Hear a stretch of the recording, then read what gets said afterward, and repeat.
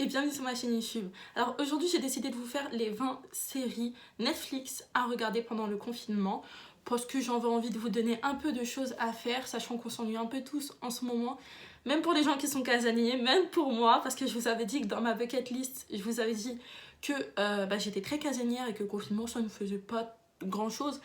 Ça commence à m'atteindre.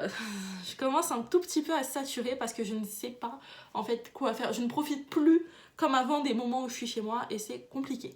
Bon, je voulais aussi vous remercier pour les 400 abonnés parce qu'on est actuellement plus de 420 sur ma chaîne.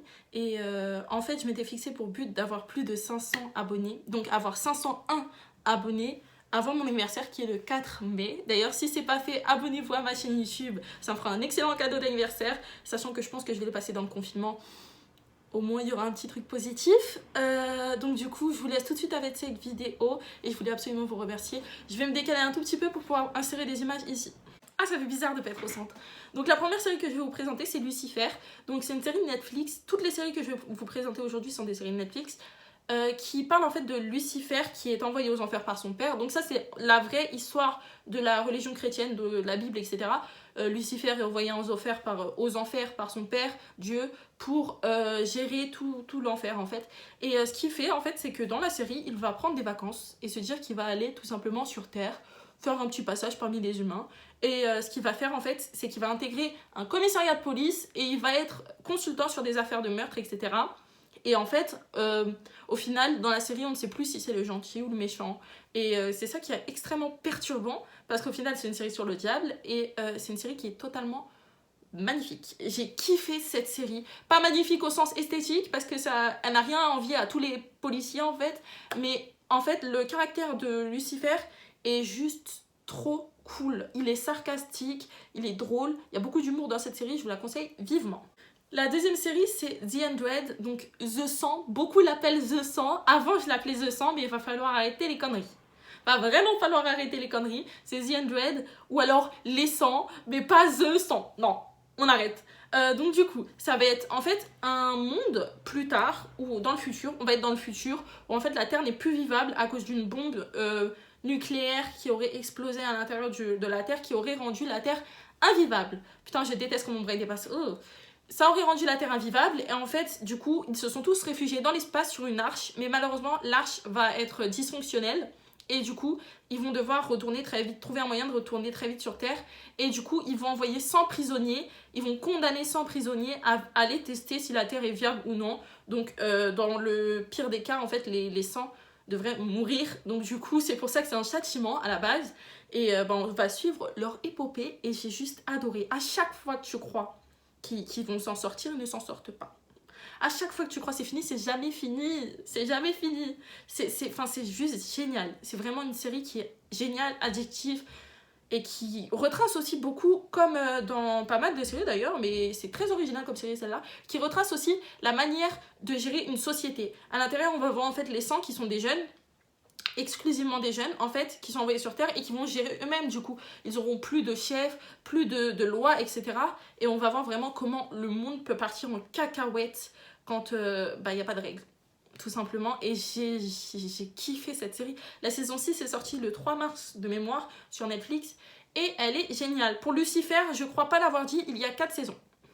La troisième série dont je dois vous parler, c'est The Crown. Donc moi qui suis extrêmement fan de tout ce qui est royauté, etc., d'histoire en général, en fait je suis fan d'histoire, je peux vous dire que c'était très fort de faire une série sur une reine qui n'est même pas encore morte. C'est-à-dire qu'on lui rend un hommage extrême, sachant qu'il faut savoir que Elisabeth II, c'est la reine qui a le plus long règne de l'histoire de toutes les reines, rois et reines d'Angleterre. C'est-à-dire que celle d'avant, c'était Victoria, elle avait 63 ans de règne.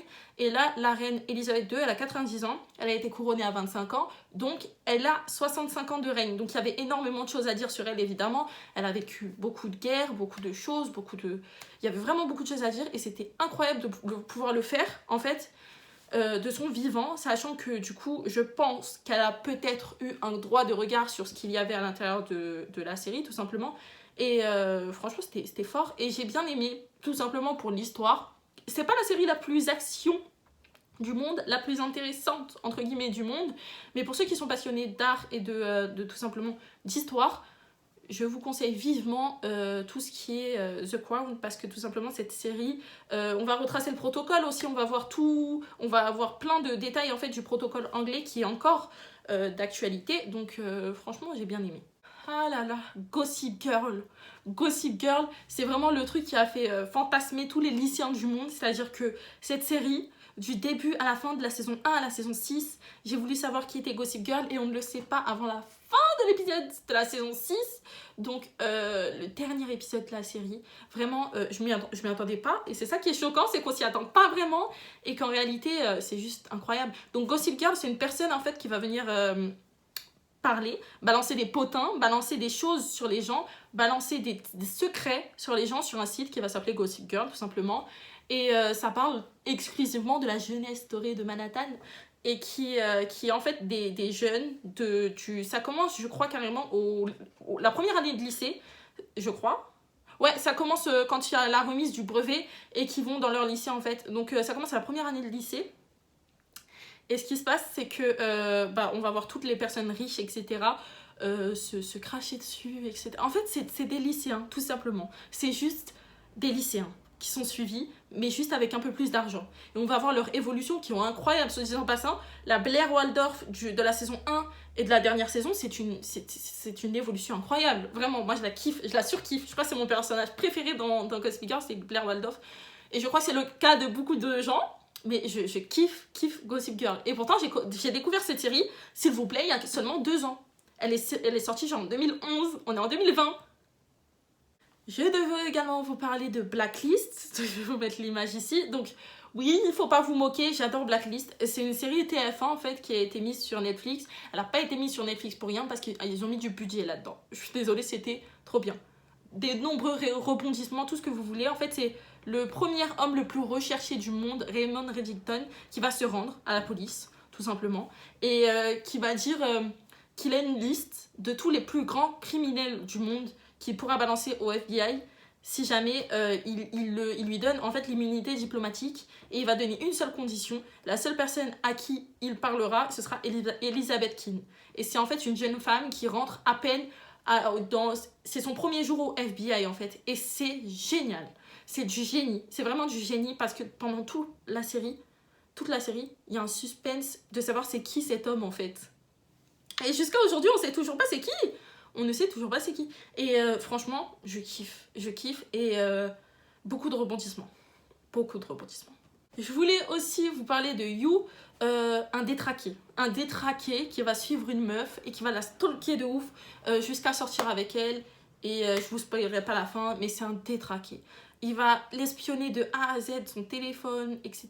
Et on va voir en fait la vie d'un détraqué. Tout simplement. Je peux pas mieux vous parler de cette série qu'en disant qu'on va voir la vie d'un détraqué. Et c'est addictif un peu. C'est addictif. J'ai moins aimé la saison 2. Honnêtement, j'ai même pas regardé... si j'ai regardé jusqu'à la fin, mais c'était pas ouf la saison 2. Donc à voir la saison 3. Mais franchement, la saison 1 de You, c'était quelque chose. Je suis désolée. Indétrônable. C'est un détraqué. Il est détraqué. Je voulais aussi vous parler de Murder, donc How to Get Away with the Murder. C'est le titre complet, qui est extrêmement compliqué à prononcer quand tu n'as pas d'accent anglais, donc ne vous moquez pas. Alors c'est une avocate qui va donner pour consigne à ses élèves de résoudre un meurtre, tout simplement, de défendre, pas de résoudre un meurtre, de défendre une personne à la barre dans un procès de meurtre, et celui qui gagnera aura un trophée. Tout simplement, je peux pas vous spoiler tout le reste, mais c'est juste du génie. Pareil, il y a des retournements de situation tout le temps, il y a des allers et retours dans le passé et le futur qui sont extrêmement bien tournés. C'est-à-dire que tu as un effet lumière dans le passé qui est totalement différent de celui du présent, du coup tu te perds pas en fait. Et cette série, je l'ai adorée, et juste pour Annalise Keating, la personnage principale, elle était... on peut rien dire de plus que c'était formidable, et je conseille à tous cette série. Je ne suis pas du genre à regarder des comédies, etc. Mais je pense que pendant le confinement, c'est important d'avoir du feel good. Et un feel good, ça passe aussi par une telenovela. J'étais obligée de vous mettre Jane de Virgin. Donc en fait, de ce que j'ai compris, c'est plus justement pour se moquer des telenovelas, mais c'est apparemment génial. J'ai vu quelques épisodes, j'ai même vu une saison entière, je crois, de mémoire, et je peux vous dire que c'était bien. Après, c'est de la qualité telenovela, et j'ai du mal, moi. Pour moi, il faut me happer tout le temps, etc. Et j'ai du mal à avoir de l'humour devant une série, c'est bizarre à dire, mais j'ai du mal. Donc du coup, je voulais vous la mettre quand même parce que c'est quelque chose qui est très important de garder le sourire et de rigoler un peu à l'intérieur de ce confinement. Et donc du coup, c'est une série qui est géniale. Elle parle en fait d'une fille vierge qui va se faire inséminer un enfant d'un mec, voilà, tout simplement. Et elle va tomber enceinte. Voilà. C'est aussi simple que ça. Oui, ça part en cacahuète. Après, Umbrella Academy. J'ai regardé l'épisode 1 hier et je suis obligée de vous en parler parce que c'est un truc un peu super-héros. Mais je déteste ça. Faut savoir que je déteste les trucs de super-héros. Et que j'ai regardé Avengers Endgame et Avengers Infinity War. Et que c'est les seuls, je crois, que de tous les Avengers, que j'ai bien aimé parce que 2019 et 2018, je sais pas, le cinéma a évolué. C'était un peu différent des années d'avant. Et je sais pas, j'ai beaucoup plus aimé ceux-là que les anciens. C'est très bizarre à dire d'ailleurs. J'ai beaucoup aimé. Mais pour revenir à Umbrella Academy, j'aime bien aussi. Et c'est bizarre, c'est vraiment bizarre dans le sens où les trucs de super-héros, d'habitude, je m'en éloigne, quoi. Et là, non, j'ai bien aimé. Et c'est franchement une belle découverte. Et je le conseillerais à beaucoup d'entre vous. Donc, en fait, c'est de ce que j'ai compris. Parce que j'ai regardé qu'un épisode, je rappelle. Et j'ai même pas lu des résumés avant de faire cette vidéo. Je vous résume avec mes mots. C'est en fait une école qui a été créée par un milliardaire qui a découvert qu'il y avait des gens qui ont des super pouvoirs et il a adopté plein de gens dans le monde qui ont des super pouvoirs pour en faire une école. Un petit peu comme X-Men, quoi. Sachant que les X-Men, je les aime aussi. Donc c'est bizarre. C'est vraiment niveau super-héros, science-fiction, etc. C'est à double tranchant. Soit j'aime, soit je déteste. Et là, je kiffe. Donc autant vous dire que pour Umbrella Academy, je vous conseille très vivement de looker cette série. Breaking Bad. Alors, j'ai regardé la saison 1 il y a pas longtemps. Qu'est-ce que vous voulez? On a le droit d'être en retard. Je suis en retard, je l'assume, je le revendique. Je suis en retard. Je suis à la saison 1. J'ai fini la saison 1, je suis à la saison 2. Mais, je suis en retard. On est d'accord. Mais pour vous dire, cette série est géniale. Pour les gens qui ont peur quand ils voient le nom scientifique, physique, chimie, je sais pas quoi, c'est incroyable. C'est vraiment incroyable. Et ce n'est pas non plus un truc à la Narcos. Parce que moi, Narcos, j'ai bien aimé 2-3 épisodes. Les 2-3 premiers, après j'ai dit stop. Ça va, 5 minutes, les trucs de drogue, refait, surfait, tout ce que vous voulez, c'est bon. J'en ai marre. J'en ai ma claque. Mais au niveau de Umbrella Academy... Ouh, je me mélange. Au niveau de Breaking Bad, mais c'est génial. Vraiment. Donc je vous la conseille. Ça va être un prof de physique-chimie qui va se mettre à vendre de la méthamphétamine avec un jeune homme de son ancienne classe. Je peux pas plus vous spoiler que ça, c'est déjà pas mal. C'est un très bon résumé. Et c'est un mec avec la vie classique d'une femme qui est un peu chiante sur les bords et qui est très cucul à pralinette, quoi. Voilà, et il va vendre de la méthamphétamine et on voit bien que sa vie, elle l'ennuie à mort. Donc, je vous la conseille. Il faut juste découvrir cette merveille, c'est une légende. Il faut savoir que Breaking Bad, ça a été une série qui a été classée numéro 1 pendant énormément de temps. Donc forcément que dans le cinéma, dans le cinéma. Quand je dis cinéma, je parle de série. Mais dans le monde des séries, vous voyez bien que c'est un monstre. Donc du coup, allez la voir. The Walking Dead. Il n'y a rien de plus adapté à ce qu'on vit. Alors, The Walking Dead, ça va être un virus qui va se propager à l'intérieur du monde et transformer les humains en zombies. Puis en fait, un mec qui était dans le coma pendant 5 ans va se réveiller et trouver le monde rempli de zombies. C'était le meilleur résumé de The Walking Dead que tu as vu dans toute ta vie. Et franchement, j'ai bien aimé. J'ai bien aimé. J'en suis à la saison 6, comment je peux dire j'ai bien aimé? J'ai adoré, franchement j'ai adoré. Mais faut savoir que The Walking Dead, c'est long déjà. Mais je dirais que les 4 premières saisons, il n'y a pas de lenteur, il n'y a rien. Après la saison 5, etc., quand on arrive vraiment dans l'apocalypse, le vrai apocalypse, quoique dans les premières saisons aussi, hein, mais l'apocalypse, on commence à avoir une petite lenteur quand on voit les personnages se séparer en fait, je pense. Et que en fait, on va suivre leur épopée un par un. Bref, je vais pas tout vous spoiler non plus, on est à la saison 5 là, non mais oh. Et du coup, Bah, j'ai beaucoup aimé. Je crois que là, j'en suis à la saison 8. Je crois. Parce qu'en fait, j'ai regardé jusqu'à la saison 6.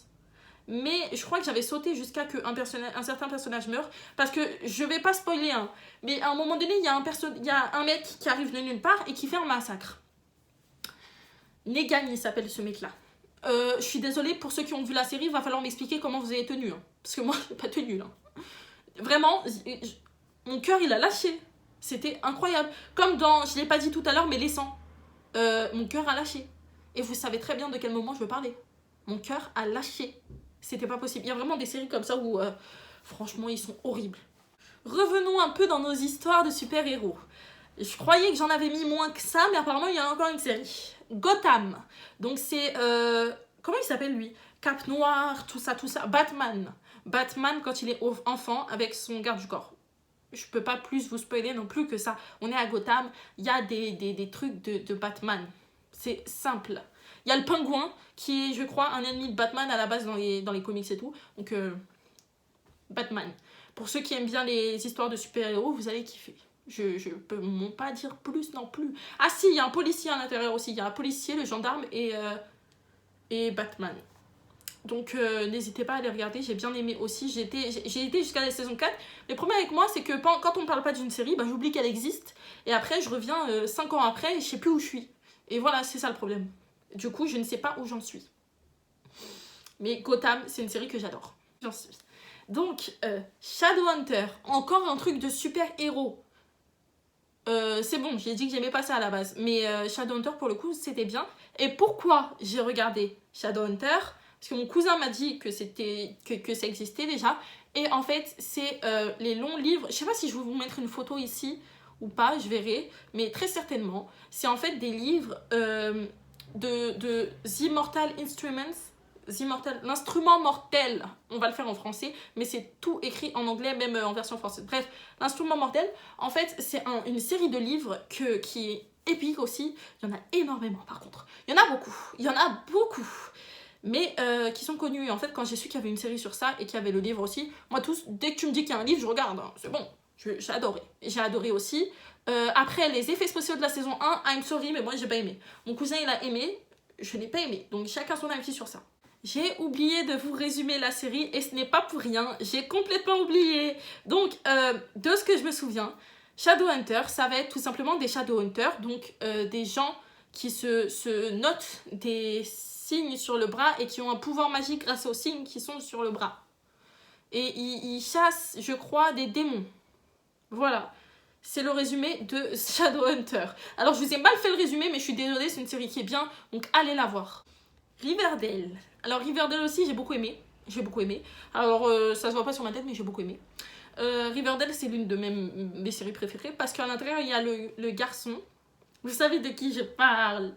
Non, vous savez pas. Bon, je vais vous dire. Il y a le garçon, en fait, de Zack et Cody. Il y a Cole Sprouse. Et j'adore Cole Sprouse. Donc, du coup, j'ai regardé tout ce qu'il y a avec Cole Sprouse. Donc, du coup, j'étais obligée de regarder Riverdale. Et de la saison 1 à la saison 4, 3. Là, je crois que je suis à la saison 3, je crois. Bah, j'ai kiffé. Donc, du coup, autant vous dire d'aller regarder vite, en fait. Parce que c'est trop bien. Après, la saison 2, elle part un peu en en super naturel et tout. Super pas naturel et tout, je sais plus comment on dit, mais franchement, j'ai quand même aimé. Même s'il y a un peu de science-fiction dans la saison 2, moi je trouve, c'était cool. Et c'est la ville jumelle de chez les nouvelles aventures de Sabrina. Riverdale, c'est juste à côté de Greendale. Bref, pour vous dire, ça va être des lycéens en fait, et plein d'intrigues. Et la première intrigue de la saison 1, on peut vous la dévoiler parce que c'est ça le résumé. C'est un mec qui meurt et sa jumelle, elle reste dans la ville et en fait c'est comment ils vont trouver le cadavre du gars. Voilà. Et le meurtrier du gars aussi, mais ça c'est pas très important. Même si ça fait toute la saison 1, j'ai beaucoup aimé. J'ai vraiment beaucoup aimé. J'ai trop aimé. Je suis désolée mais Cheryl Blossom elle a trop de classe. Du coup, vu que je vous ai parlé des nouvelles aventures de Sabrina en vous disant que Greendale était la ville jumelle de Riverdale, je suis obligée de vous dire qu'il y a les nouvelles aventures de Sabrina. Alors pour regarder les nouvelles aventures de Sabrina, il faut avoir le mood aventure de Sabrina. Alors quand tu as envie de regarder un truc un peu épique, mélangé avec un truc de dessin animé, genre enfantin, feel good, qui se termine bien, bah tu regardes les nouvelles aventures de Sabrina, tout simplement. Parce que y a Sabrina. Pour ceux qui ne se souviennent pas de Sabrina, je vais vous mettre une photo ici, la vraie Sabrina. la nôtre, mettre une photo ici. Et il y a Salem. Je suis désolée, Salem, ils m'ont traumatisé ce qu'ils ont fait à Salem. Hein. On n'est pas censé voir Sabret. Ils m'ont traumatisé. Ils m'ont traumatisé ce qu'ils ont fait de Salem. Je suis désolée pour ceux qui ont vu la série. C'est catastrophique de faire ça à un chat, franchement. Du coup, Sabrina, ça va parler des nouvelles aventures de Sabrina. C'est-à-dire que c'est l'histoire de Sabrina. Et l'apprentie sorcière. C'est une sorcière. Je peux pas vous spoiler non plus, je suis désolée. Si à chaque fois en fait que je veux essayer de détailler une série, je me rappelle que je peux pas dire certains trucs, sinon ça vous spoil. Bah, les nouvelles aventures de Sabrina, c'est comme le dessin animé. Je peux pas vous dire plus. Elle vit dans le monde humain et en fait elle doit s'acclimater entre le monde de sorcières et le monde humain. Jusqu'ici vous voyez ce que je veux dire? C'est bien. La Casa de Papel. La Casa de Papel. J-10. Dans 10 jours, la nouvelle saison, elle sort. Enfin, la partie 2 de la saison d'avant, mais c'est quand même une nouvelle saison, elle sort. J'adore. Donc, ils m'ont spoilé un gros truc dans le trailer. Donc, tout le monde va être spoilé parce que vous allez tous recevoir les mêmes notifications que moi. Mais c'est un spoil, je suis désolée. Hein. On voit quelqu'un avec un respirateur, on n'est pas censé le voir. C'est pas cool. Bref. D'ailleurs, j'ai un t-shirt Riverdale, je suis obligée de vous le dire au passage. Et bref, c'est pourri pour la Casa de Papel. Et je vais vous mettre une image ici. Donc, pour vous résumer le truc, un mec super intelligent va organiser un braquage dans un endroit où il y a beaucoup d'argent, en Espagne. J'ai vraiment trop bien résumé, je suis désolée, j'ai trop bien résumé. C'est trop bien. Le mec est super intelligent. Quand tu crois que tu l'as coincé, tu dis ouais, tu l'as coincé. Et t'appelles et dis eh ben non. Bah non. Non. Et c'est génial, c'est juste trop bien. Il balade les gens comme des souris. C'est trop cool. Plein de mensonges, des cassotteries et un meurtre. Pretty Little Liars. Des lycéens, des mensonges, des meurtres, un meurtre, et c'est tout. En fait, c'est une fille qui va être portée disparue, et elle va laisser son groupe de 4 amis seuls, en fait, parce qu'ils étaient 5 à la base, et elle est portée disparue. Donc voilà, ça fait 4, bref. Et ensuite, ce qui se passe, c'est que vu que c'était une fille complètement tyrannique, on va suivre les histoires de son lycée après sa portée disparue. 1 an après qu'elle soit portée disparue. Voilà. Et c'est trop bien. Bon, on va suivre tout simplement la rechercheuse du meurtrier.